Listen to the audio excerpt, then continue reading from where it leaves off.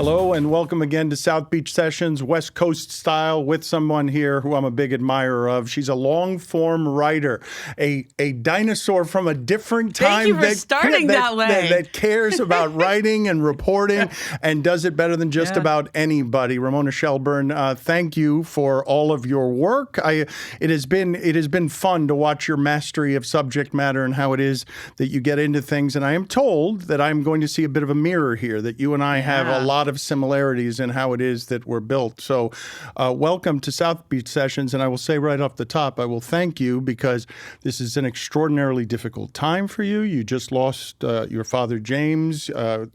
I'm sorry. I'm deeply sorry.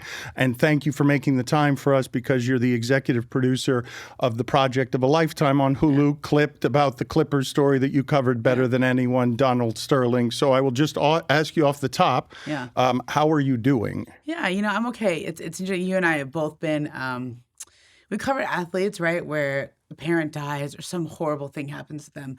And they give an interview where they go, I know my dad would have wanted me to play, or they have some amazing game and they dedicate it to a grandma or a dad or whoever it was. And obviously, my dad passed away on the 29th of May. So it was, I had a couple of days to get through it. And if stuff would have happened, if this would have happened and then the premiere was 2 nights later, I wouldn't have been able to do it. But I had, 4 or 5 days to kind of sit Shiva in my own way, see my friends and be around people who love me and comfort me, and I wasn't alone. And I really felt like very quickly and early on, like my dad was like my biggest fan. Like I got to show him the show and he was in the hospital. Like he was sick for 6 months. So this was, it was pancreatic cancer, which is one of those things that you're like, that's a bad one, It's the most aggressive. Yeah, I mean, it's just, and so like I knew this was, I always knew this could happen. I was sort of in that place of not accepting that this was going to happen. We were still fighting, and he had a surgery, and I thought, oh, just get through this, turn a corner, and then, boom, he has a brain bleed and a stroke, and that's it. And it was quick, and so I'm sort of working through all of it, and it's hard, but I also feel like my dad would absolutely want me to go to this premiere. This was like, he was my biggest fan. Like he would literally, if I could ask him, he would say, I would be mad at you if you didn't go. I would be mad at you if you didn't do this. Like, and I think I actually understand that now. You, like me, uncommonly close to your parents, talk to them every day. The people around me didn't tell me until very late in life that it was strange that how often I was with my parents later in life as an adult. And it seems like you're even closer to your parents. I do not talk to my parents. I didn't do a TV show with my dad, but You could have probably, I'm guessing. I'm guessing. He was kind of quiet. Yeah. I don't know. He was, my dad was like he was a teacher. He was like everyone's coach. So like all my friends growing up knew him as Coach Jim, right? And all my mom friends now, they know him because he was at my house all the time. We do play dates and my dad's there. Like I went to the beach with a couple of friends that I like barely knew. We were just getting to know, hey, you want to go to the beach together? Let's take the babies. And, like my dad came. That might be weird. I don't know. I mean, I travel around the NBA. Like I went to Miami and my dad, can I come? Okay. Come on, like my dad would just tag along, and I'd get a room with 2 beds in it, and I'd be like, don't snore. Wait till I fall asleep before you start snoring over there, and he would just go amuse himself and do stuff because he was just like always game. Like he wanted to go do stuff. And I like you, probably, I think I knew that it was strange that I hung out with my dad as much as I did, but I also hang out with my mom a lot too. I didn't really apologize for it, but like I said, but I would say though that nobody was telling me it was weird until much later. Like that people weren't honest about that beforehand. But people love your dad, like, and I also felt like if you love me, this is where I came from. These are people in my life. Like literally, like my dad, I would call him and be like, you want to come over? I'm making whatever for dinner. You want to come? He'd be there in 10 minutes. Like that's why I live all the way out in the San Fernando Valley so that I can be 10 minutes from my parents. It's also why you never left, right? Yeah. You had a chance to go to Harvard and you did not leave. No, like I can tell this story. Good job on the research. I like that. I was a softball player in high school and I got recruited by a few places. And like, at the end it was either Harvard or Stanford or Cal. And I sort of had this weird idea that I wanted to be in a city and I just loved Harvard. It's like, I loved being in Boston and being in the old New Englandy town and like doing something totally different. And then I didn't even really like Stanford at first. I was like, oh, it's a big country club and I'm going to be so bored here. Then what do? You ride your bike or something? Like, there's nowhere to go. There's no city around here. I mean, Palo Alto's a little sleepy, it's a Silicon Valley, right? And then I just was like, but I don't want to be that far from my folks. Like, I'm really close to my parents. I don't want to come home twice a year. I want them to be able to come up and go to all my games, And then I had even this thought at 17, like, if I go to school at Harvard, I might meet a guy from there and maybe his family will be from over back east and I'll get married or I'll get a job there because it's easier to find a job in Boston or New York if you go to school back there, right? And then my life will be over in the East Coast and I don't want that. Well, what was the tug? Like, what was it just love? Like, obviously you like spending time with them. In my case, I didn't embrace change. I liked where it is that I was. Definitely. I come from exiles though, right? So I'm living in a house that's got a lot of fear in it and all you've got is each other. So I don't know what the roots are of it for you to be that close to your family. I mean, I was definitely like really close to my mom and dad. It was funny because I always remember freshman year getting dropped off and like they literally drop you off. Like, okay, here's your stuff, here's your dorm. And most of my friends I really didn't have friends yet. I just got dropped off in the dorm at Stanford. And they were all like, yes, our parents are gone. Like, we're going to embrace being a college kid. And I was like crying my eyes out, like it was really, and I remember going home for Thanksgiving and I literally I had to pull over on the side of the road and throw up on the way home because I was just like, I can't, now I came back to the womb and now I'm leaving again. And it was really hard for me to be away from my folks. Why is that? I don't know. I think maybe I was a little in a lot of ways I'm very old soul, mature, but in a lot of other ways I'm not. I'm like immature. I was going to say it stunted me. I didn't become an adult. I was a little childlike in that. I was a little immature, like a little afraid to stand on my own 2 feet. My dad was really strong. Like he had, if I got into, I remember I got into a super minor car accident, but I called my dad right away. Like something happened, I called my dad right away.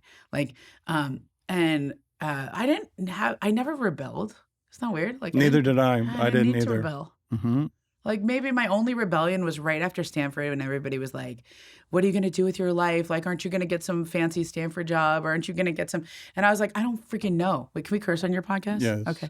That's not rebellion, Ramona. I know. That's not rebellion. No, the cursing might be rebellion. Yeah. But what will I do at Stanford with myself is not really rebellion. Done, and it wasn't like rebel. It was more like I was done. And I did American Studies, and then I did a master's in communication, and I had an internship at Sports Illustrated, but I was sort of like not wanting to jump into the next thing. I'd been a softball player my whole life. I'd been a student my whole life. That was what I did, and I wasn't like excited to go out into the world. I was like, I'm in my nice womb. I'm in my protective womb here, right? It keeps you from growth, though. Yeah, I'm speaking from personal experience, because I was stunted, I was coddled, and so I didn't. Same. Mid-30s, I'm still not feeling like an adult. I lived at home after I graduated college. Like I had a job in the Bay Area, and I was gonna go do it. And then I kind of wanted to go I wanted to do Teach for America. I had this idea that I was gonna go move down south someplace and teach for America someplace. And I wanted to have a completely new experience. And I tried on a lot of identities. I tried on a lot of things, in that 22-year-old way of let me go do cool things, and it always came back to I don't want to be that far from home. And I think my whole adulthood has been even out of college, I stayed in LA. I had other job offers. I could have gone to Sports Illustrated after college. My boss there, she used to be Sandy Bailey. She's Sandy Rosenbush now. She was like, oh, we'll hire you back after, your internship was over. And after you graduate college, you can come back, or I could go to New York. I had all these friends who went to New York, but I was not in any hurry to go stand on my own 2 feet. So I just worked. I did too. It's an excellent hiding place. Yeah, it is. When you mentioned trying on hats at 22, though, writer was one of them, or by that point you were already doing that? I was just trying that on. I never thought I would be a sports writer. I wanted to be C.J. Craig from The West Wing. Like I actually did like some training, like campaign training. I went to like random seminars, and I was going to be a speechwriter or, some kind of communications person in politics. I used to love politics, right? And uh, I tried that a little bit, but I was like, what am I going to do? Get out the voter registration wherever the hell it is, like it wasn't, I didn't, I would like, there was like a year or two where I was really trying to do that. And I still have friends from that era when I was like trying to go get out in. So how did it happen though? Your mother was a writer? You've Yeah. called your mother your best editor, Yeah, right? she is. She's my mom, Jeanette. She was like she wrote she wrote her own screenplays, just like a lot of people in LA, right? Like she used to be a teacher at Harvard Westlake here, which is a private high school in LA. But back then it was just Westlake School for Girls. So she had all these like famous kids in her class. Like I think Jamie Lee Curtis was in her class, and the girl from the Bengals, and the um just a lot of like cool women that she got to know in the back then. And she taught until I was like 3 or 4, and then she just stepped back because she had my brother, and then she was a stay-at-home mom for a little while. And I think very, very typical life path, right? Like women during that era, you have a cool career at a job, and then you have kids, and then you step back, and then you don't work for 10 years, and then when the kids are about 12 or 13, you go find something new.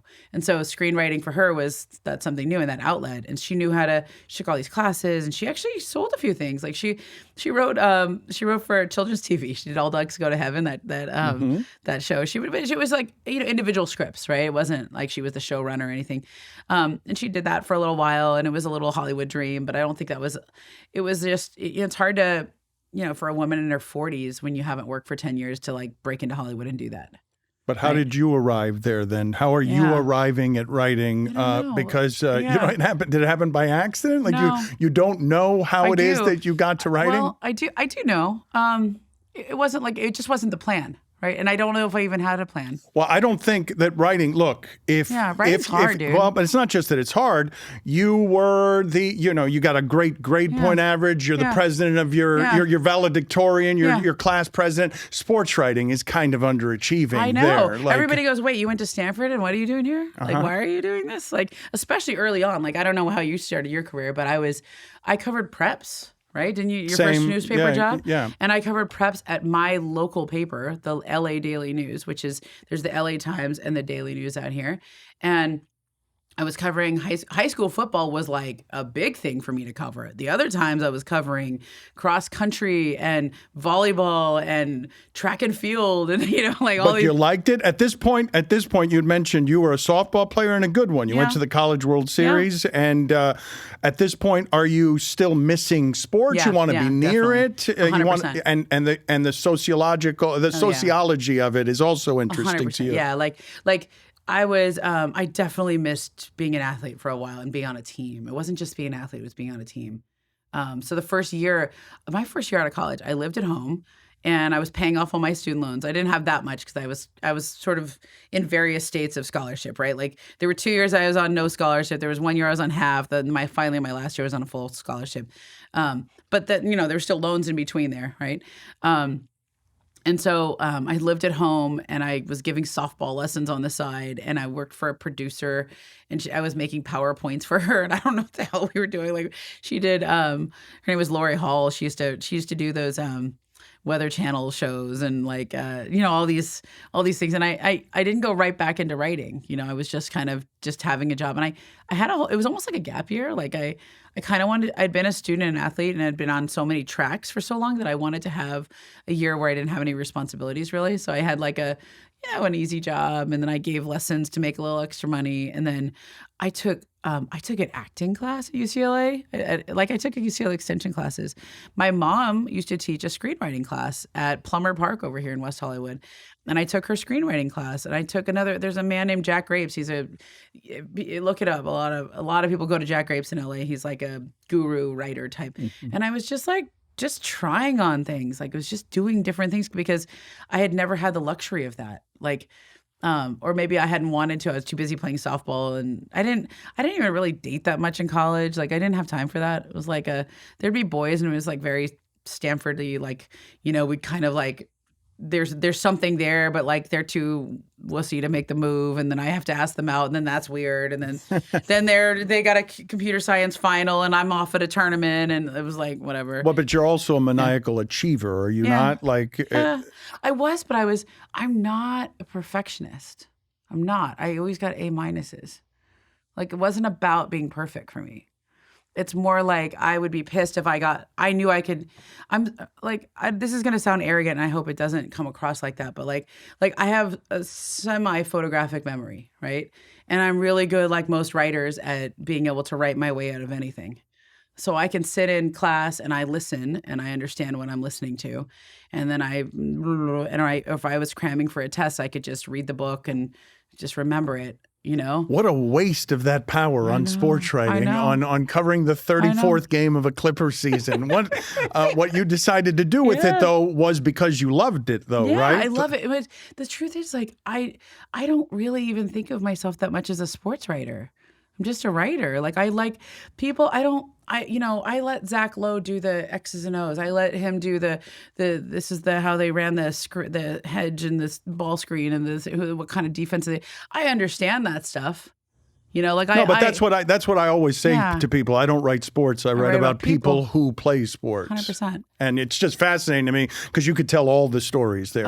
All of the stories about the human condition can be told in the playground. And mostly what we get to do is meet amazing people, like tortured, flawed, ambitious achievers. Like, I mean, and amazing people who stir your curiosities because you want to find out, how does this exist? I love listening to you talk about Pat Riley. I love listening to you talk about some of the people you cover. People always ask me about Kobe. Like, it's freaking fascinating. It's like the human condition. And so, and I do have a side of me that's a bit of, I'm a producer type. I connect people. Like, I like doing the podcast. I knew that was a quality that I had. I think it's my team sports background where like, I can get, like, I know that the sound mixer is just as important as the podcast producer and the engineer and the this, and I kind of like that you're part of my team. You know? Well, what is it about team though? Because you did mention it wasn't even sports; it was team. I don't want my own show. I'm not a person who's like, I'm a little afraid of the spotlight, even though I'm in it. I don't want to be in it by myself. It's not an ego thing. And because there's safety in being with the group, and then there's joy in the shared accomplishment. Yeah. Because you and I were talking before we started here, and we were talking about how hard writing is. But I like that writing's hard. What I don't like about writing is that it's lonely. Lonely. Do you know the only time I like writing when it's lonely is when I have a good editor? You know, or somebody in it with me. Like I do a lot of. If you go back and check my bylines, a lot of my stories I co-write with people. I like being on the journey together with people. I like it when I text my editor and be like, if I had the worst thing you can give me is an editor who does not care or does not hear the music. Like if they're just slamming it out. Is that why your mother is so good at it for you? Like she cares. And and you know how there's this thing like, and I hate to say it like this, but this is always the right analogy to me is like, do you hear the music? Like, do you hear how this should sound? Like, I write like I talk, but there's a certain rhythm to it and a certain this. And then when somebody puts a word in the wrong place and a comma in the wrong place, and I'm like, no, you don't get it. That's not, no. No, it's a song, but it's also a sculpture, and so if you care about it. But how does your mother help you with it? Because I can't imagine the idea. She has no idea about sports. And she doesn't know. She's like, she would go to my games in softball, she'd be like, oh, you hit a lot of good air balls today. I was like, no, it's fly balls. So she knew nothing. She doesn't know anything about sports. That's why she's a great editor, because she just knows about the people and the story. Huh. You know? Mm. And like she also knows how to like when I did this, the podcast on Sterling Affairs or like developing it into the show, like some of the biggest, deepest conversations I would have about why these characters are interesting or with my mom. Like one of them was, I felt like so much of what that story is about, why it always grabbed me and why I wanted to elevate it in whatever ways I could. I'm from LA, right? And this is where people come because they want to be famous or they want to be rich or they want a little spotlight or whatever. But not just from LA, identify as being from LA. It's part of your personality. My town, I'm the same way with Miami. Right? And it's like, but LA is just like, what the hell is LA? I mean, we're here in your studio. Can I say where your studio is? We're on the Sure. Sunset Strip, basically. This is a part of LA, but it's a different part of LA than when I live in the Valley. You know, the Valley is like and we have the 818 and we're kind of tippy and whatever. But and then there's Santa Monica. And No, we this place is Yeah. wildly different from And then neighborhood there's to East neighborhood. Hollywood, and then there's K-Town and downtown, and I mean, it's like if you know Los Angeles, like there's a million. Everybody in Los Angeles say, "Well, where in Los Angeles are you from?"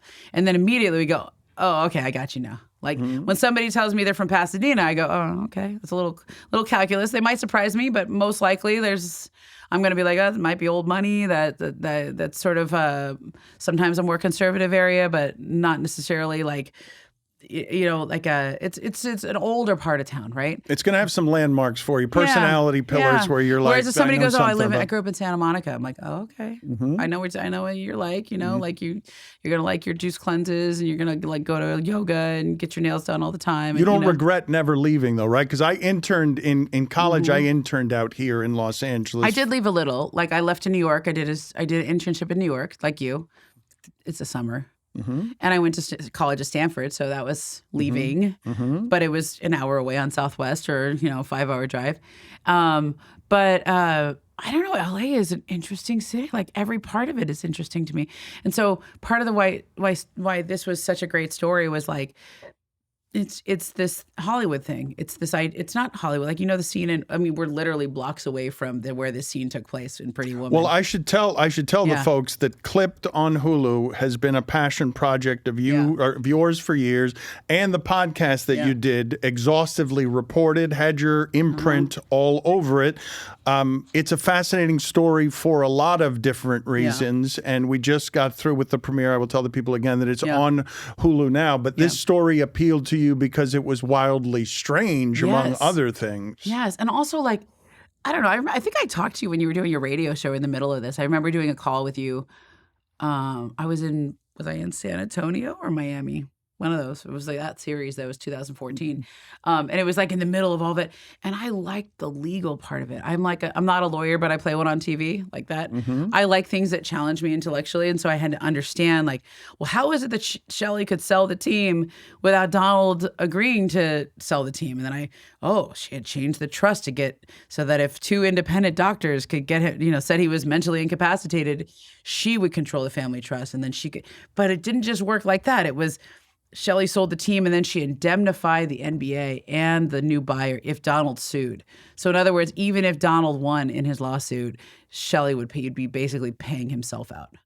Whoa, and I say it really fast now, but it was a hard thing to figure out. Right, sure. You know what I mean? Like, and I could not the most it. interesting parts of this story either. I don't know what you think are the most interesting parts of this story. It depends on what day you ask me. Like, the stuff with the players and Doc and coming back. You'll see it all in the show. But the show is different because in the podcast I was very concerned with who Donald was, who he was in Los Angeles, the largest residential landlord in LA. He controlled rent control and redlining, and there's a reason why people live in certain places because of him, right? Different minorities and ethnic groups live in certain parts of town because of Donald Sterling and the way he ran his apartment buildings. And but also like he grew up poor in East LA and his name was Donald Tokowitz, and he went to law school and had to change his name because he couldn't get a job at like a right-shoed law firm after law school because at that time there was discrimination against Jews and they didn't, so he became a personal injury attorney. And like that's that story of like, why didn't you lean into that rags to riches story? Like, why didn't you lean? That was a good story, man.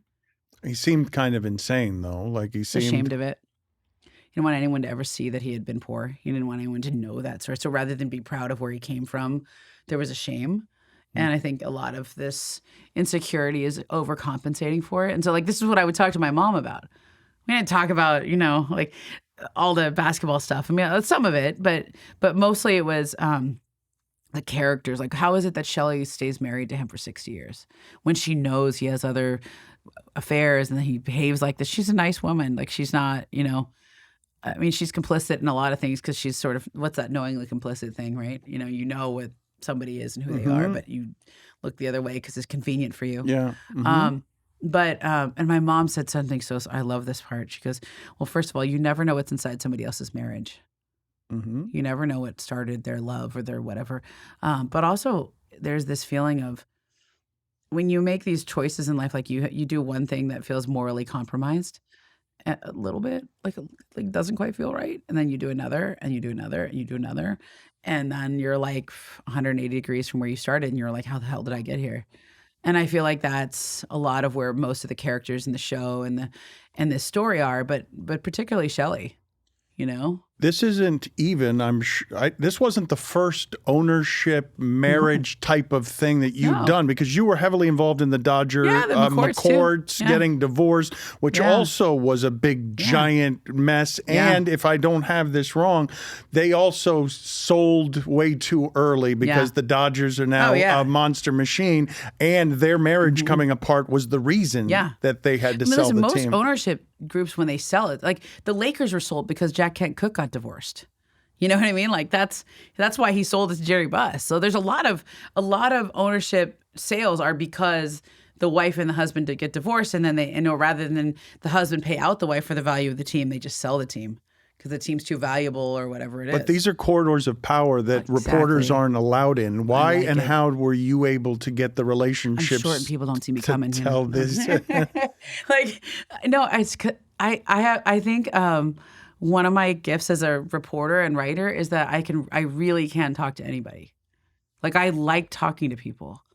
So I like talking to the mom of some high school football player, and I like talking to Joe Lacob, and I like talking to Magic, or I like talking to, I like talking to the PR guy. I like talking to the assistant coach. Like, and so like I was interested in the corridors of power. Like that's the part that they usually don't trust reporters, though. Like you got, I don't know which parts of this story you want to tell, but you got in with everybody on this Clippers story. And those were a lot of people who were sort of damaged by what came with the press. A lot of people didn't want to talk about it, or they couldn't. They had signed non-disclosures.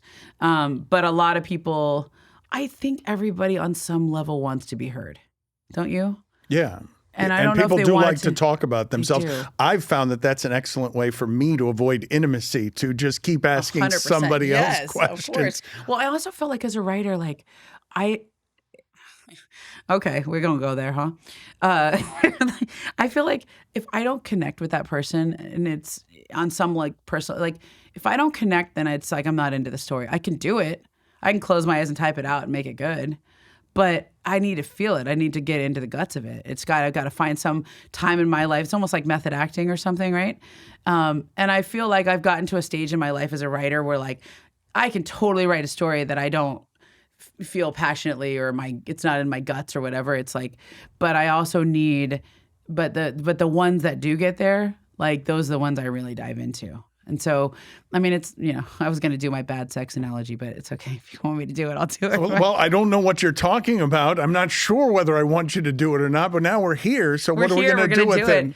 Look, I mean, it's like, sex is still sex, right? So bad sex is still bad, still okay. That's all right. So it's like you can do a story and it can still be good. You could have gone pizza there. You didn't have to go sex. I feel like bad sex is worse than bad pizza. I think I have that right. No, pizza. Are you more interested? What calls you more inside of a story? If you had to choose, that you feel like you need it to be an authentic connection there, or that you're just naturally an empath, and so. I think I'm naturally an empath.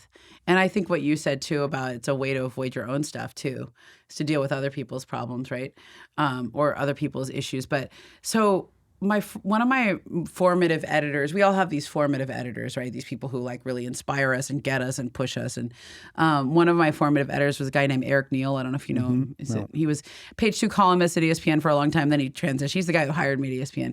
And he had this line, and I just think about it all the time. He goes, most of us write the same story all the time. We write about the same thing. So Wright Thompson, who I think you're friends with and have had on the pod, writes a lot about... It's always a father. There's always a father involved. Always. Why? I mean, I'm guessing because he's exploring his own stuff with his own father. Yeah. Okay. And a lot of my early work, a lot of my early stories was about greatness, is people who are trying to be great. And I I can do the psychoanalysis pretty quickly is that I'm trying to be great. And I want to write about other people trying to be great because I am afraid to be my own great. I'm afraid to, for whatever reason, there are things that are holding me back or things I'm afraid of about it. And so I just want to write about other people's. But like most of my early stories have been about that. And then I think I got to a place, and I don't know if it was when I had kids, where I stopped. I still write about that, but that's not what more of my stories are about now.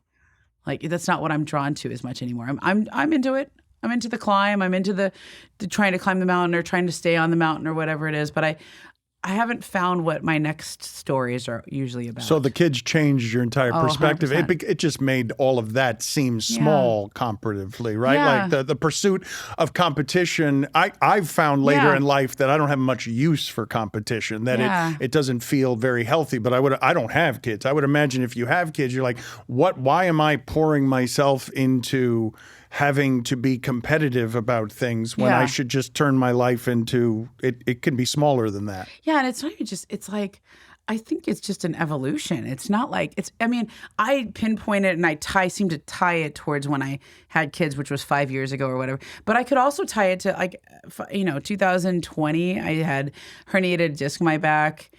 It was like 9 months of like horrible, excruciating pain, trying to do the shots and do all the things you do, PT and stuff. But like to the point where like I couldn't even function. I had to my dad drove me to the studio every time. Like I'd lean the chair back and I couldn't sit up.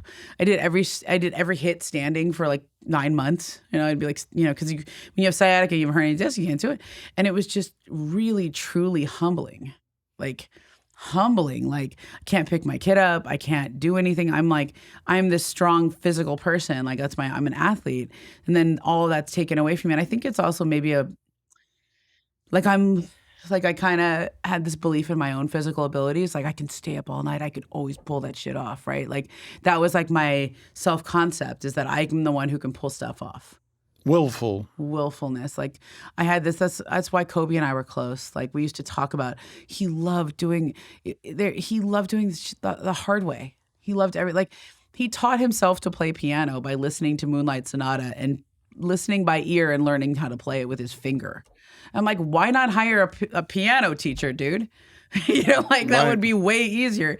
And he's like, but it's the struggle where there's beauty. And I'm like, he felt understood by you though, right? You were meeting him in a deeper place talking about he probably was super interested in how curious you were about how demonically possessed he was about being great. Yeah. And I don't think I was still, even in those moments, I was still more balanced than Kobe was. Like I have this most really great athletes that are probably a bit unbalanced, right? Like you have to be. I think most successful people tend to be unbalanced because to get ahead, it's almost to the lopsided detriment of other things in your personality. Totally. And especially in that case where he's fighting the world and the inner cities for money on cultural approval, the people he's fighting against, to be hungrier than all of them is nuts. And to sort of never stop. Literally, there comes a point where you and I turn off the Twitter machine, right? We're like, screw that. Enough. I said what I have to. And I actually find myself doing less with social media as time goes on because I feel like this is not the medium I'm going to be understood. And this is not who I want to be shouting out or the crowd I want to be shouting at. And the people that know me over 10 years of listening to me on the radio or a podcast or reading my work. And so I'm not going to let one tweet or one stupid thing be the way somebody gets to know me, whatever. And I think that's how Kobe was too, is it's about the body of work. It's about the body, your whole career and who you are and how you affected people. So, I think that's why he was so celebrated at the end, is that he let himself be understood. He found translators. I guess I was one of them. He was looking for them at the end. I remember after he went through his turmoil, he went city to city looking for the columnists. I'm one of the ones who got a call. Hey, do you want to talk to Kobe Bryant here? He'd like to reveal portions of himself to the public. He wanted to be understood more. Because he knew he was people were incapable of fundamentally understanding him, but he wanted at least to try, because I think he had made a lot of, what he literally trademarked slogans like this. Friends hang sometimes, banners hang forever. Literally trademarked that slogan, right? And he kind of delighted in the idea. I don't have any friends. I don't have time for them. Like Gotham Chopra, who did his documentary Muse, right? Gotham met him the first time. And he's always told me, he goes, yeah, we went out. We had a nice time. And then he goes, oh, it's my birthday today. And he's like, really? You didn't have to do this meeting today, man. Don't you have someone you want to go out with? And he's like, no, I'm good. Like, in other words, he didn't have a good friend to go out with on his birthday. He was just taking a business meeting. And like, we all do that sometimes in our work, right? Like, we get lost in covering games and, the life of it all. And then when you have children, like, you realize like there is an actual separation between your life and your work. Like, I think I had been very stunted with, in my friendships and my personal relationships. Like, I had a husband, but we, ships in the night, right? Like, we see each other, we go out for a date here and there, we hang out and watch some shows, but like, I'm traveling and he's home and whatever. And then you have kids and it just grounds you. And but you kind of want to be grounded and you kind of don't. And you kind of, I talked a lot about this with Rachel Nichols all the time because she was, she had gone through that maybe 5 years before. And she said, having kids is very clarifying and you have to just have no time or patience for anybody's bullshit. Like, you really only prioritize what you have to get done and what you do. And I used to think as a writer, like, when you say it's very lonely, it is 100%, like looking at the blank page. Oh, well, and chipping at the sculpture, just spending so much time hard on every word. But let's go back for a second to something you said. You were afraid of greatness? You write about greatness in others because you're afraid of it? Yeah. I mean, I thought about that sometimes with, even with like when I got married, I was a little afraid of all the attention. Like, when people would, how some women love to wear the gown and walk down the aisle and all that. And I was so self-conscious. And like, even when I first got to ESPN, I was a little self-conscious being on TV. Your wedding day is not a joyous one because you're self-conscious? Like, I'm saying, you're not allowing just the love of it to sweep over you? I eventually did. I eventually got there, but it was hard because it felt self-important or something. Like, it made me I don't know. And then... Not part of a team. Well, you are. It's a team of two, but... Yeah, but you're really out on an island there when you're walking down that aisle anyway. It's like... But I think also, like, I like being on an ensemble show. I like being on a show with 3 other people on the desk for me. Like, I don't mind when the SportsCenter anchor goes to me and I give the report, but I'm also throwing it right back to you. Like, I never wanted to be like, let's have the... Do you know, when I did the Sterling Affairs, the hardest line for me to say was, the beginning? Hi, I'm Ramona Shelburne. Really? I had my editor. She was I love my editor, Raina Kelly. I don't know if you remember her. She used to run the Undefeated. She was my editor when I was writing about Ronda Rousey. I needed a female editor. I was like, Raina, I need you. And she's like, I don't know anything about this MMA stuff, but I'm like, don't worry about it. This is a feminine hero. This is not about MMA, and she was my editor on all those stories. And then we got to be really good friends. And when I was doing Sterling, she was a trained actress. And she'd been a playwright and she really knew how to deliver the line. Right. And so radio is fun because you hear your voice and you play with your voice and you have fun, and podcasting, same thing.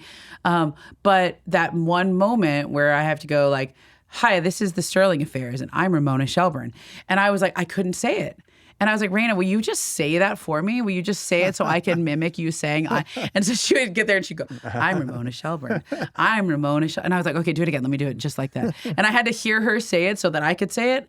And then she's like, and then my other producer, Julia Henderson, she goes, listen, I know that you're feeling self-conscious saying this, but this is your podcast, this is your idea, and you've spent a tremendous amount of time working on it and developing it, and I know you like to be part of this team of people doing it, but this is your podcast, and say, this is what I made and this is what I did. Can you explore what this is for me? Like, explore for me the roots of why it is. I'm turning it around because you have the same shit, right? Well, I don't. That's why you're interested. I'm not always hiding though. Like I don't. I do a lot of ensemble stuff because writing is so lonely, because I like the communal. Does that say Batard and Friends? That's right. Yeah. Batard and Friends. Okay. But it does say Batard up there, and it is Batard. Okay, it is first because writing is lonely. I wanted something that was communal, laughter, and shared. But I'm not taking an ancillary role. Yeah. I tend to be leading. I tend to be. I'm not. Yeah. So you've gotten yourself there, but were you always there? I learned in my 30s what I wanted more because some of the work wasn't making me happy enough. It was fulfilling when I finished it, but the loneliness, the mountaintop view is better shared than it is by yourself. Yeah, I agree. Can I explore what that is? Well, I think I've gotten better at it. I've learned how to take a compliment now. I've learned how to say my name. Right? I have learned, like, I can do it now. I can't tell though if being a part of a team is for you confidence or lack of confidence, like knowing what you want or wanting to hide in the group because it takes some of the pressure off of you. I don't think it's wanting to hide in the group. I think I just, I don't. Like, I do take myself, I've learned to take myself seriously. So maybe I think I'm actually at an evolution point. So it's a little harder for me to explore what I was like 3 or 4 years ago or 5 years ago or whatever it is. But it's hard for me to say, like, I want this for myself. Like, there's certain people who are, in the business, we call them thirsty. Okay. Mm-hmm. You're like, oh, that one's thirsty. Okay. Mm-hmm. And you can see them on the gram and they're posting pictures and they like the attention and all that stuff. And I'll post a little bit, but like I never had that. Like, I want to be great. Like, I want everyone to recognize the body of work and who I am, but I want it to speak for itself. I liked seeing my name in lights a little bit. I liked it when I was on, like, there's a seat reserved for Ramona Shelburne at the premiere. It says R. Shelburne. There was like, look, I got my own visor. It says Shelburne. Vistaviano visor. Yeah, you brought right? it with you. This is the greatest thing ever, right? Okay. But I'm kind of getting more comfortable with it.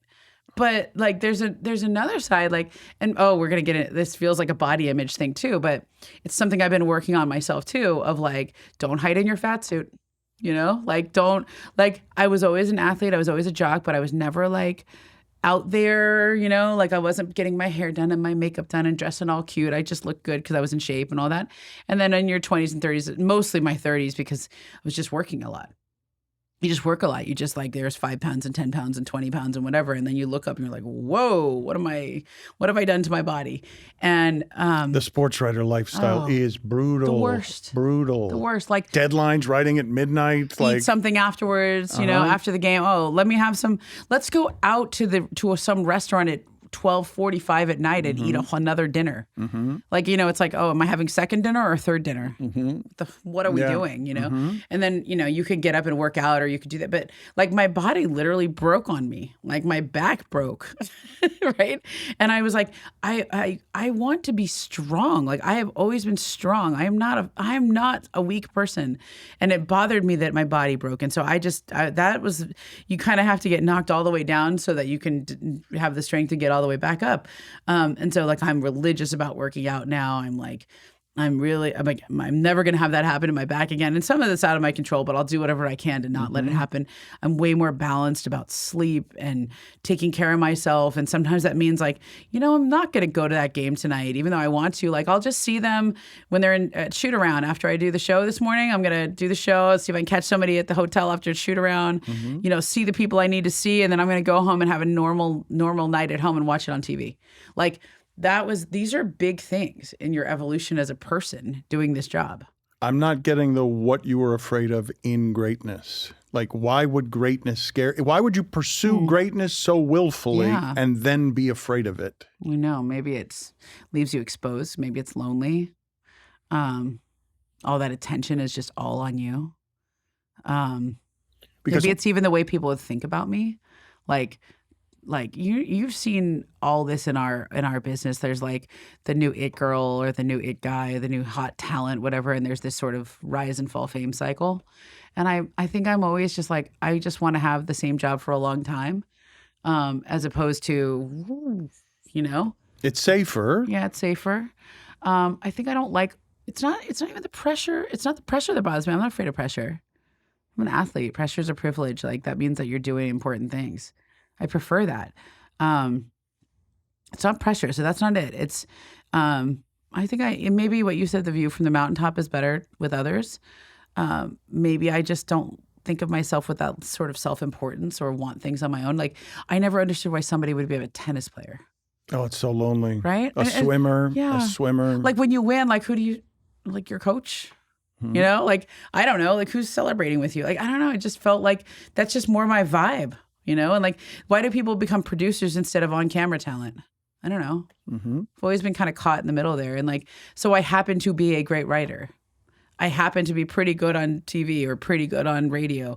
I happen to make a great podcast. Like, I do all that. I don't mind leaning in a little. I've learned how to lean in. Oh, but these things are different, right? Yeah. Because I have had I have a conversation with a friend of mine who's at the top of industry that I've known for a really long time. And what I've said to him about my insecurities and the name and lights thing that you got at the Clipped premiere is I'd be totally good with the limousine pulling up on the red carpet and my work getting out and walking on the red carpet. Me, not so much. Yeah, see, I did that. I walked on the red carpet, and there's a video of me, and they were like, Ramona, and they're like, over here to your left, give us a thumbs up. And I was like, wow, this is good. And I think I just kind of had fun with it. I wasn't like, oh, this is my crowning glory. I was like, oh, this is kind of fun. It is fun. It was fun, you know? But it wasn't like, and I was not as uncomfortable as I used to be. You know what I mean? The writer also usually doesn't want to be the story. We've been taught to not be this aggressively. Don't be the center of attention. But the reason why we're good writers is that we do share ourselves. You shared yourself in your writing. I read your stuff. You know, like people who read me. Like, I may not go into the first person, but I share myself. Yeah, you're revealing who you are. Yeah, and definitely on the radio, I'm always oversharing.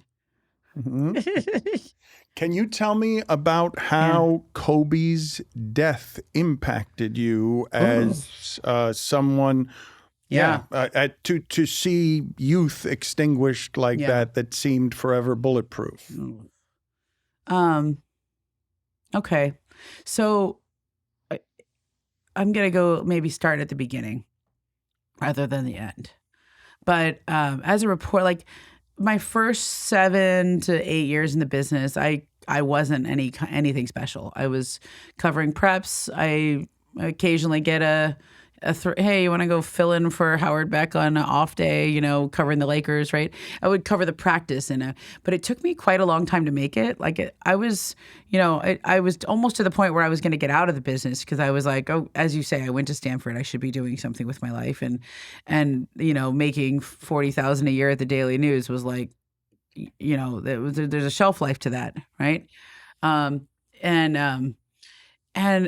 it was like kind of towards the end of that time when I was at the Daily News, where I was actually actively looking for a pivot, for a transition. I was approaching 30. I was like I'm either going to make it or I'm not. And nobody believed. Like, I had a couple editors who like believed in me and thought I was great. You know, like there was a guy named Matt McHale. He was great baseball. He was like, oh, you're a good writer. You know, I was, oh, thanks.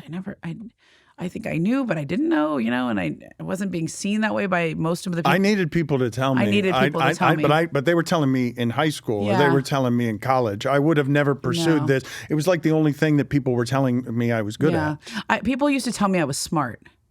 And they would tell me I was good at writing, but I didn't, as in terms of a sports writer, like none of the people I always felt almost like inferior because most people had different backgrounds, and I write differently than most sports writers, right? I'll take a long time to get to the point, or I'll do big scene, or I'll do that, you know. And there was another guy, Gene Warnick, like I remember I wrote a column, he goes, just love how you turn that phrase. I just love that. And I was like, really? Thanks, man. Like, and I was so. But you're invisible, willful college athlete for like somebody who think about that. Most of your 20s were just supposed to be like your peak awesome but years. You're great at everything. You're conquering school easily, and now for 7 or 8 years you're writing pretty meaningless things. Yes. You're kind of invisible. I'm at my old high school covering my old softball team, and people were like, "Didn't you go to Stanford?" And you're the backup reporter on the Lakers, and Kobe. Yeah, and I'm in Memphis, and I remember being was it Memphis? I think it was Memphis or Orlando, something like that. We went on this trip right before Christmas. And I was filling in because it was the Christmas trip. It was the trip right before Christmas. And the reporter was like, you know, our normal guy, Elliot Tiford, he goes, you know, can you do that trip for me? Do you mind? You know, like I want to take some time at home. You know, it's family time, right? And I go, oh, it was the greatest thing ever. Like, you know, I'd never been given anything. I'd been 8 years of feeling like I sucked and like I'm going to get to cover a road trip. Oh, my God. Yes. Okay. So it was Miami and Orlando and Memphis and New Orleans or something. And like one of those cities, I want to say it was Memphis. Kobe like I walk into the room, and this is like Phil Jackson, Kobe, those teams, okay? 2009 maybe, and 8, 9, something like that. He goes to he kind of like taps me on the shoulder, and I was talking to somebody else over there, and he goes, "Hey, do you need me? I'm about to go." And the fact that like he knew me, like I was like, oh yeah, thanks. And I like stopped whoever else I was talking to, and I talked to Kobe. Like he knew that, like he recognized that I'm not your usual beat reporter. Like the usual guy is not here. He recognized that it would be a big deal if he left without me getting him for the story, and like that he actually knew me enough and gave a shit. And I was like, oh, okay. Well, and somebody helping you, because I would imagine. Oh, yeah, I was chasing my tail. I was like, oh my God, I don't know what I'm doing. Where do I go? Like, I've never been on the road before. Try not to screw up the whole time. And I'm not sure how welcoming the entire environment was to you in general, a woman among men. You don't do a lot of complaining about this, but I don't imagine that this was a very warm environment for you where a lot of people were being helpful. I will, I think there's a lot of war stories about, what it's like for a woman in the industry. I prefer to always just say, like, I remember the guys who were nice to me. I remember the ones who were not nice to me.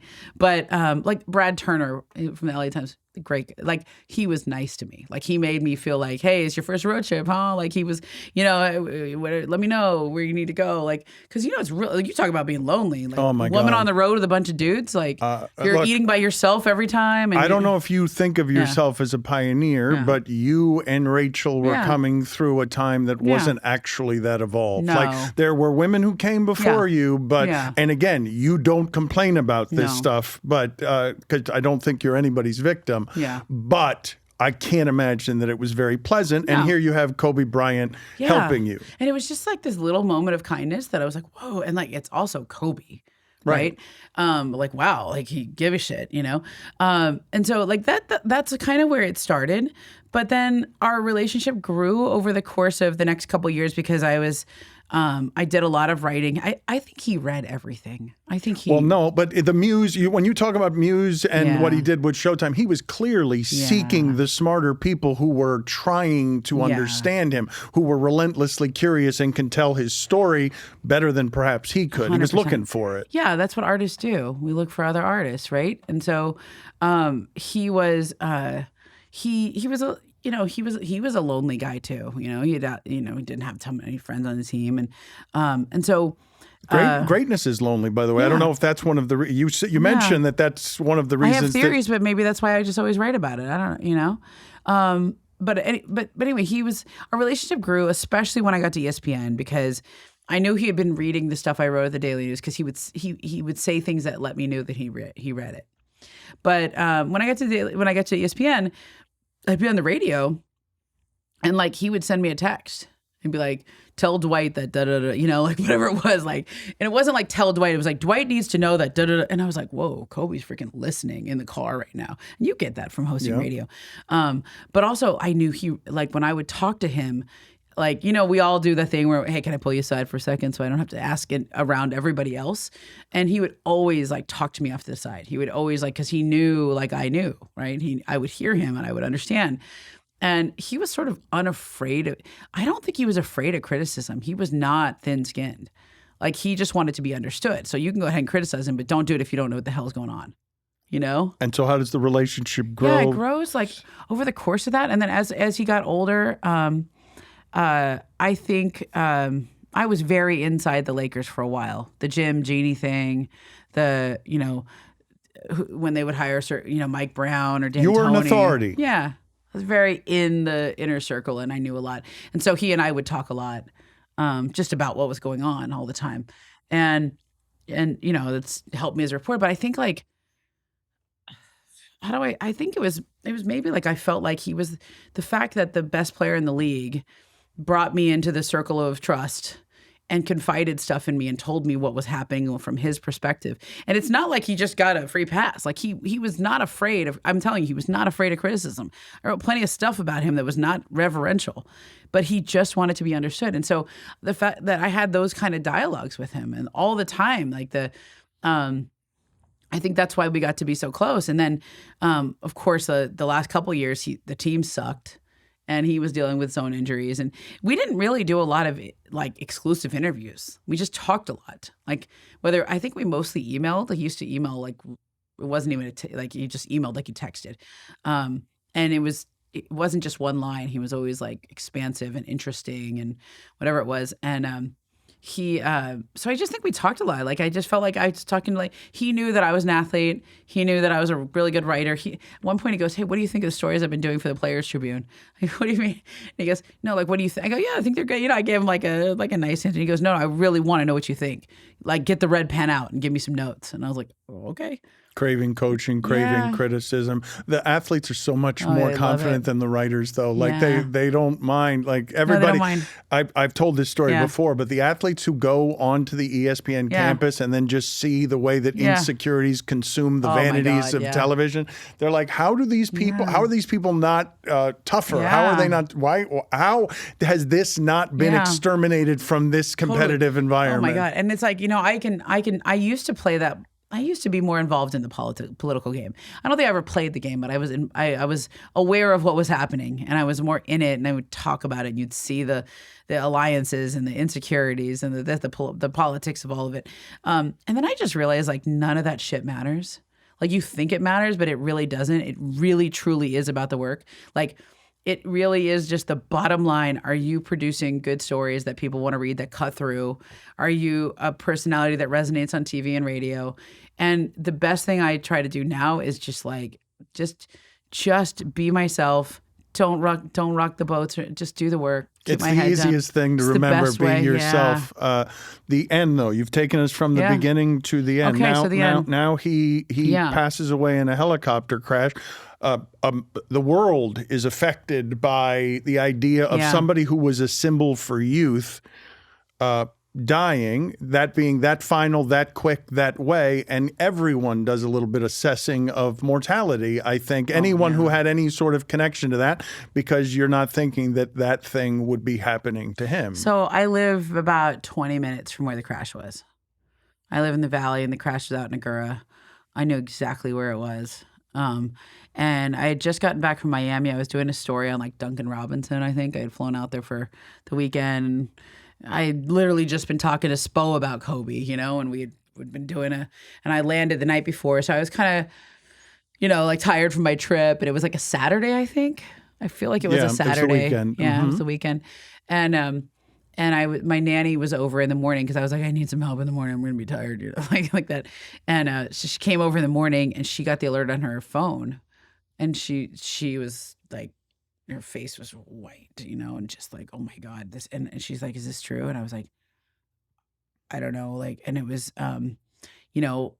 you're all shaky and spinning and screaming and upset. And, but then I kind of went into this like, well, my job, I guess now, is to call this sheriff and confirm this. And all the people I would think of to call to confirm it, like, I was afraid they were on the helicopter. Like, I would call people and be like, he had a manager named Molly Carter. I called the security guard. He had 2 or 3 security guards that I had their numbers. Like, I called them. I'm like, shit, they might have been on the plane too. Like, shit, oh my God, I hope you're alive to hear this message. Like, I mean, that is a grisly task. I called the sheriff's department. They were not helpful. And then I called, we had a news editor. Her name was Alita Whithoff, and she's not there anymore. I don't even know Alita. She was great. I don't. She's like, just like everything you want in a news editor, right? Like, she's finally retired, but she was great. She was on the desk that day, thank God, because we needed somebody really good on the desk that day. Don't publish them only publish what don't guess.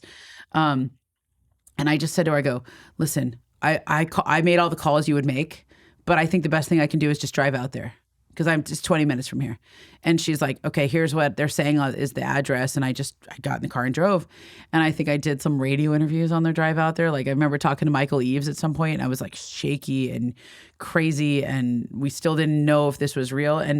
But I think like a lot of people saw me on TV that day because I was at the crash site, and I think I probably looked horrible. Like, I didn't put any makeup on. I just hopped out of the shower and just went, I maybe had a professional outfit on. I don't know. I don't even remember. What are you doing here? Are you new? Are you in work mode, or you're both curious because something horrible has happened to someone? If you don't consider him a friend, it's certainly someone you admire. At that point. No, at that point he'd retired, and we were friends. I mean, he would talk to me. We talked about our kids. Like we talked and texted all the time.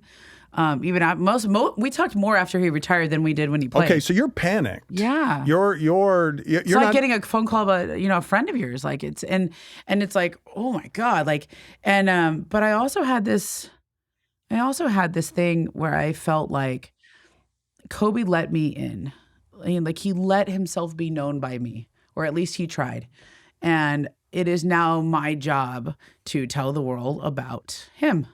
Like that was an honor that he allowed me. He did not allow everybody that close. I mean, I think he talked to a lot of people, but especially towards the end of his career, and especially after he had retired, like I think I was one of the closest people to him in terms of on this side of the media desk. I'm sure he had other friends and stuff, but I feel like the best way that you can honor your somebody you consider a friend at that point is to tell their story. I mean, that's what he was. He was a storyteller. He loved making his own mythology. Like a lot of his commercials, he wrote his own commercials. Like he thought, and we talked about Joseph Campbell and the hero's journey, and we talked about Achilles, and I had this Achilles. Would you rather burn brightly and die young, or would you rather live old a long time and have no one know your name? I mean, and the Achilles, like, that's what took him out as a player. Like, and there was just this, like, he went out like a freaking Achilles, right? Like, you burn brightly and die young, and everybody knows you, and he was larger than life, and then he was even larger in death. And so on the one hand, I'm personally really sad because this was somebody who was undeniably great, who thought I was undeniably great. And it gave me a lot of confidence in myself as a writer and a person and a reporter, that he saw eye to eye with me, that I was like a worthy person to speak to. Worthy of his trust. Yeah. Somebody who would have a lot of reason to be guarded. Like that is a treasure. The trust that someone like that gives you, if you're a reporter, is a treasure. Well, it's the ultimate validation of what it is you do. If someone who would have a lot of reason to be distrustful would trust you. And that last story I did with him when he was his last year, I said, listen, I'm not interested in writing any more hagiography. I don't want to kiss your ass. Everybody else is kissing your ass. Like, there's no reason for you to do one more of those. Let's do a story about what it really took to be you and all the yuck, all of the shit. Like, let's talk about your dad. Let's talk about whatever you can say legally about Colorado. Let's talk about Phil calling you uncoachable. Let's talk about the loneliness. Let's talk about what it was like growing up in Pennsylvania when you were raised in Italy and you didn't fit in anywhere. Like, let's get into that, and he was like, yeah. We'll leave this subject in a second, but the thing that I wanted you to share with the audience, because you're such an exceptional reporter, is, and you've given us 1,000 details already, just small details about who he was. When you think of the most fascinating of the details, are there any that you have not yet given us? Because you unspooled about 9 of them there. Yeah. And I like the Moonlight Sonata with the finger. That was a good one. You have a library of them, though, in terms of interesting details about him. And the story you're talking about, the last one, had a ton of details about how he handled retirement in a way that was super unusual and aggressive. I've actually thought about him a lot since my dad passed, to be honest. Like, do you know what Kobe did the night after his last game? He went to church. The 60-point game where he scored 60 points on 50 shots. 50 fucking shots. I know, it's crazy. Yes, it is. And like, everybody laughs at that. Like, I laugh at that. And he's like, I had no choice. They kept making me shoot. And I was like, yeah, okay, bro. Okay, man. Like, you know what you were fucking doing. And he was exhausted by the end of it. But it was so Kobe, okay? And then even down to the, his speech, like, he knew he was going to do the speech and he knew he was going to be whatever. And then he was like, and he drops the mic and he goes, Mamba out. Okay. It's amazing. It's amazing to do that. But it's also calculated. He had Mamba out shirts ready to go on his website. I mean, like, come on, man. Right? Yes. Like you're just like he's an amazing because he had studied storytelling and he understood how to make a myth out of your life and become a mythological creature. He had done all that. He was really good at. So like I think he liked me because I would call him on his bullshit. I'd be like, come on. This team sucks. Like the Kobe I know would hate this. Like you are not the Black Mamba if you think it's fun to win 17 games. Fuck that. Excuse my friends. I find myself cursing a lot when I talk like Kobe. He like there's no way you're okay with it. And then he'd go, it's a beautiful journey. And then I'm like, I don't buy any of this for a second. I think this is you reading Joseph Campbell and you're talking yourself into this, okay? But that's fine. But the truth is that he had already retired a long time when his body broke, when he had the Achilles and he started going down that. He saw what happened to Michael and he said, that is not going to be me. And he had pivoted. He had already pivoted into this whole, like he was writing those children's stories. He goes, I've been thinking a lot about Walt. And I'm like, as in Disney? And I'm like, right? Like, and I remember that night, I had that story written. And we were just going to run it like a few days later, like once everything had died down, and we'd just be like, we'll do our own mic drop story after everyone else has had their turn. And Raina, and I didn't like it at first, but Raina was like, no, listen, like legends go last. And I was like, oh man, that's a heavy thing to say, but thank you. That's really flattering, but okay. How are we not sure that people are going to be so sick of this stuff they don't want to read one more? And she's like, they will. But you like pressure, you say. You like pressure. So the pressure was on me. And I was nuts writing that story. Like I texted him and I go, hey, I need inspiration. What songs do you listen to when you're doing your crazy blackout workouts? And he would tell me he gave me a list and he was like, I listened to Tribe and I listened to Sia and I listened to the Transylvanian Orchestra, and I listened to Mozart and I just downloaded all that shit and I was like into it, And I would go to a hotel and I would just write I used to like rent hotel rooms and write all night for like 3 days straight. This is definitely before I had kids, but like same, by the way, not the renting of hotel rooms, but I know what it's like. The cocoon is you need a cocoon. Just I need to block it out, and I can't do it during the day because people are calling me and things are happening. But at night it's quiet, and so I was just like, days and days would go by, and I would do draft after draft, and he liked that. I go, you are this story is kicking my ass, and he's like, and I was like, but I am going to get this right. Like I'm going to push, and he wrote back like in all caps, like uncompromising. And I'm like, God, you're so like crazy, like I love how crazy you are. Both of you are crazy. Crazy. I can only do that for a little bit. Well, most people can. Otherwise everybody would be Kobe if they could do it intensely. He did this every day for 20 years. Right, correct. Like I did this and then I was like, I need a minute. I'm going to go to Hawaii, what the hell? You visited the space, but you don't want to live there. I went there for a little bit and it was nuts. Okay. But I'm glad I went there a little bit, and I think he got. Well, he welcomed you. It sounds like look, this. Come stand next to this. So this is what it's really like. And then I remember he flew home that night on his helicopter after the game, and I realized then I was like, oh shit, I'm gonna have to redo this whole story. Like we were done, and I was just gonna add a little bit from just a coda, and then I'm like, no. He scored 60. The whole story was about how bullshit this farewell tour was. And I was feeling so brave that I was writing this and calling my friend bullshit. Like I'm calling him like this is bullshit, and then I was like, oh, it wasn't.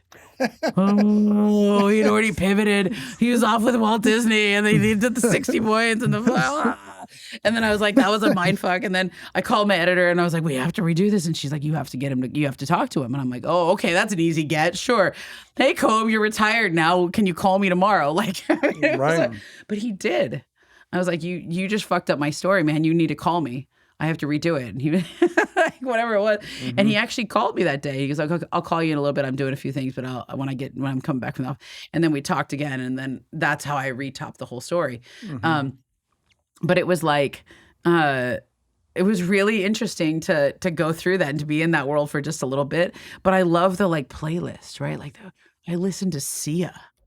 No, it was a good playlist. That was like the third most unusual choice that you listed there. You had the Trans-Siberian Orchestra. Okay, Tribe Called Quest. Okay, I mean all these make sense, but whoa, and like, but you know, like I think he was just like he was just a force of nature, and so covering it when he died, but I got mythological about it. I was like, he's Achilles. Like, and I just said, the best thing that I can do, the best way I can be strong now is to not fall apart. And, you know, this is the most unbelievably sad story, not just because he died, but because of all those little kids on the plane, the girls and his daughter and those other girls. I mean, that's just the worst story I ever had to go out and do. Like, especially because we didn't know all the girls were on the plane at first. We just thought it was him.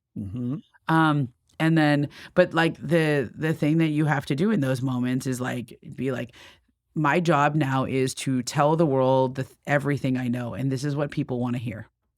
And this is what people need to do. And so I am going to do that. And I felt like it was my job, but I also felt like it was a privilege. Like I got to know him. I actually know him. Like a lot of times people die and like Bill Walton died recently. I don't have any good Bill Walton stories.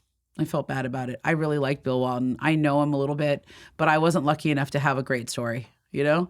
And I'm not going to fake it, right? Like I watched him for years. I know his son. I know him, but I don't have any great, amazing stories like everybody else does. And so like, it's a privilege that I have great Kobe stories and I can give you those details, right? And I can tell that. And I think we're like, none of us get out of this alive.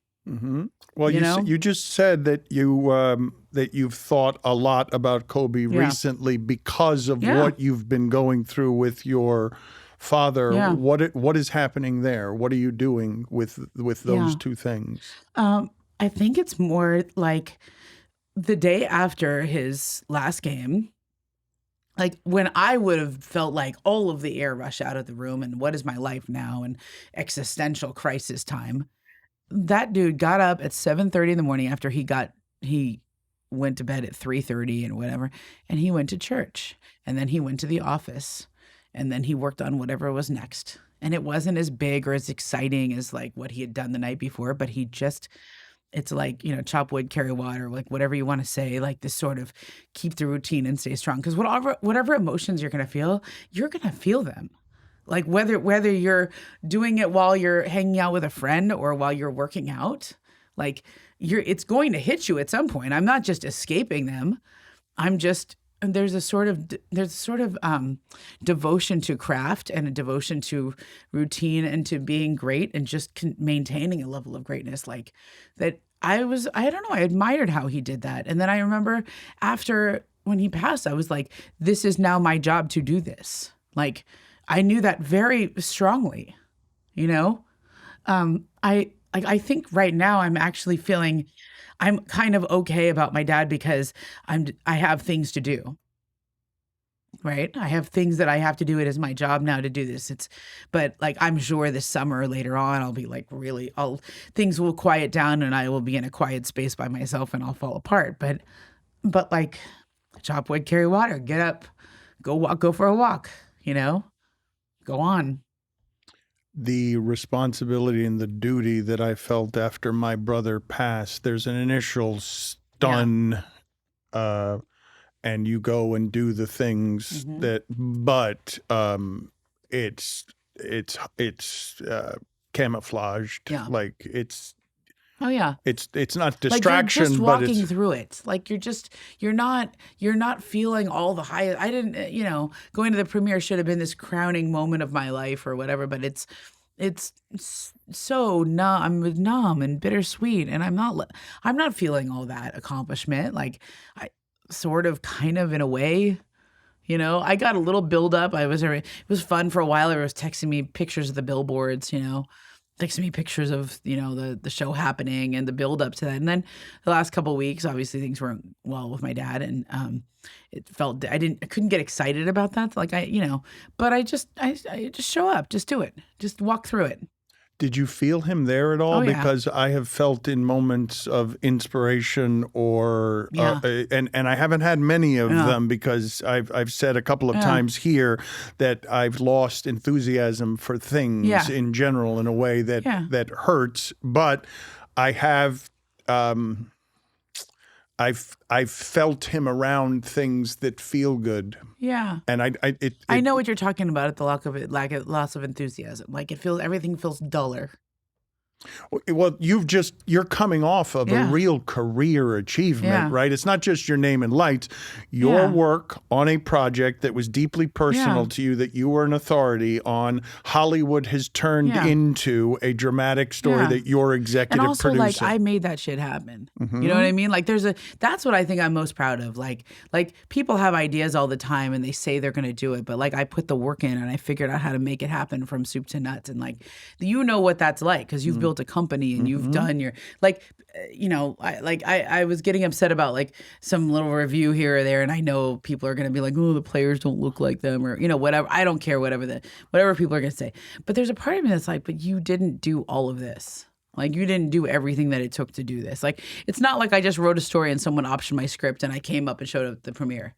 Like, you're deeply involved every step of the way. Years, and so, and not just the work, but like the vision. Right. And so you were proud of yourself. Yeah, I was proud of myself. And he would have been proud of you. He was proud of you. He asked me all the time about it. And like, I also feel like with my dad, like my dad was really good at getting through hard things. Like he had health stuff his whole life. Like he had a AFib and kidney stones. And we almost lost him 30 years ago. He had a blood clot where he was in the hospital that went into his lungs. And just like he was a guy, like he was born into sort of a poor family. He was one of 5 kids, like very similar background to yours. And, his dad was a asbestos miner, and my grandmother worked in a little convenience store, and she was a bartender. She was all, very like salt of the earth. Like most of my family, like on his side, lives in these dusty mining towns in New Mexico or Arizona, or he went to Bakersfield High or South High. And, he was the one out of 5 that went to college, and he went to UCLA and put himself through working at Westward Home Market and sleeping in his car and whatever. And he just got through stuff. Like he went through poverty as a kid, and he made himself into a teacher, and then he made himself into my coach and my dad. And like, he was always like, I always thought he sort of saw the world through my eyes. Like I got to do a lot of the things that he wasn't able to do. And so like, yeah, make me cry now. But like I felt like I know he was proud of me. I know he loved me. Like I felt like it's, as we say, like, like you can feel sad about it, but you also can feel really, really grateful I had him as long as I did. Right? You probably feel like that too, right? Like, people would go, oh, maybe it's a little weird. You're so close to your parents or something. I think they're jealous. They should be, right? The last 6 months, for you and I, right? Because I'm by a deathbed as well. Oh, yeah.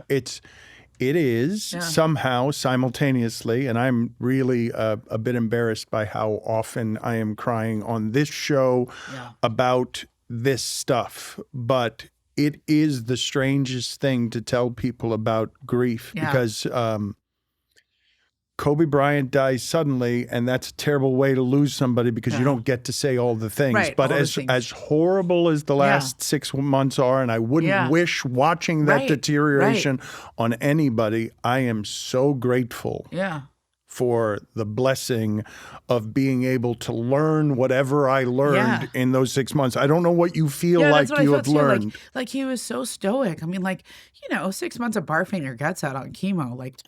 But Ramona, losing 50 pounds. Pancreatic cancer is the worst. The worst. It's the worst of them. It's the most aggressive of them. I know. And it's like, and sort of like you can see they're afraid, and you can see how sad they are. And like, I think for my dad, it was more about pride. Like he had always been strong. Like he had always had like strong legs, and he was a gardener, and he was climbing his hill, and he could always and so like that was really hard for him not to be able to like stand up and walk like he wanted to, like that, like watching somebody go through, like, I think like as a man, that was hard. And not to be like, to need help from a caregiver, or to like, can you help me up? Like, oh, that was like, must have crushed him, but I just tried to be like, let's not make a big thing about this. I know you're proud, and I'm not going to make a big deal about it. You know, like I'm going to give you your dignity as much as I possibly can because that's what I would want. You know, like when I'm laid up or if I had a couple C-sections, so I'm in the hospital a couple of days. I'm like a caged animal in the hospital. Get me out of here. I don't want to be here. I want to be home. I don't like being, same thing I told you with my back, like to not be able to do stuff is very humbling. And so like, I just liked anybody who would like be kind to me, but also give me my dignity.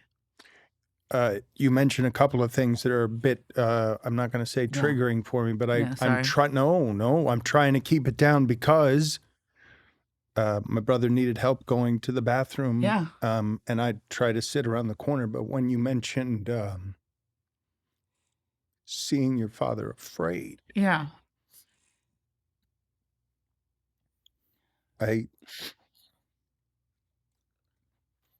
He called me in a couple times and he was like, he wouldn't get out of bed. And he was just like, I just need a little pep talk. I don't know why I'm so weak. And he just cried a couple times. Ooh, that was a hard one. But I just, you know what?